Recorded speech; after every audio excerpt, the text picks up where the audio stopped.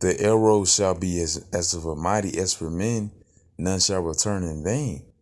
So, man, those arrows that can be formed against Babylon, those are gonna be them the missiles hitting this place, man, and none are gonna return in vain, man. The Lord is ultimately gonna denuclearize the whole world. All the missiles gonna be pointed at the great whore, Babylon. The daughter of Britain, the Rome reincarnated, spiritually Sodom and Egypt. Every place of destruction is ultimately Babylon. You know, and it's gonna be that 100-fold, because you're gonna have not only just the Lord doing it through these heathens, but you're gonna have the Lord doing it through, of course, allowing them Temanites, the Germans. The Germans are allowing nuclear fission, to split an atom and to create a bomb in the first place. So, and that's what the Lord allowed with, in the 40s. And, the Edomites, they going to get that part of the, basically the ordeal and whatnot. So you're gonna have everything that the Esau discovered in the first place be turned right back on them, and just for something that they have had a hand in, like World War II.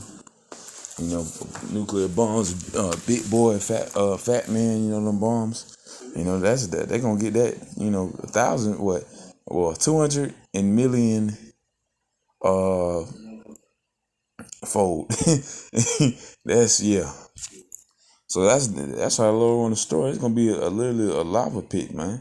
That's gonna be that's thermonuclear destruction, and of course it's through the hands. It's ultimately still through the hands of the Lord Yahweh Shemashah, because he allowed the Temanites to have the access to split atom.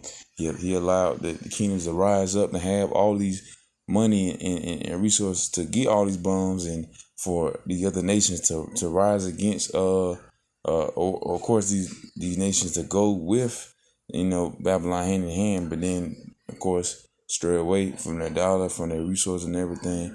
They gonna cut their resources more and more. This is going to end times, on the heathen, rather doing everything that Esau did to them. And Esau will do it to them in a heartbeat, and he has to at least aiming.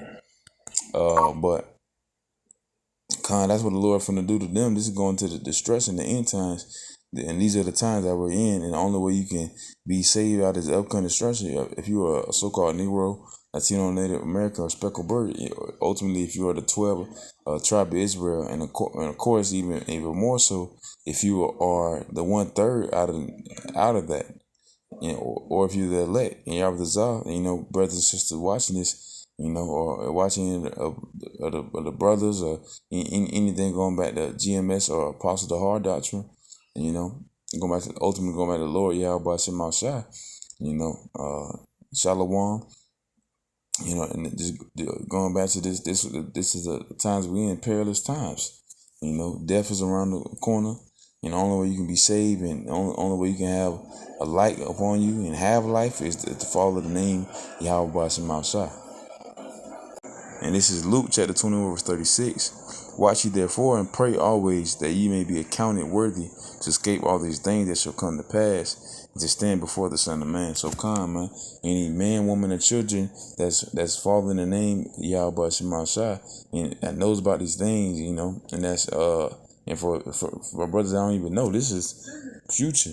For brothers that don't even know that they're Israelite right now, or brother, sister, child, I don't know, man. You have to humble yourself, and of course ultimately get enough knowledge and acquire enough understanding of the Lord Yahweh Shemashah in these scriptures, get enough precepts, get enough parables, and learn a whole bunch of meat, and hopefully the Lord Yahweh Shemashah, hopefully the Lord Yahweh Shai listen to your soul, your spirit, and sees you as a reflection, as someone that want peace, as someone that actually believe in his Father, with all his heart, and that would easily die for him and go anything through him, just like Yahweh did for us. He was on he was on the cross, he torturing, plucking hair by hair, putting the crown of thorns.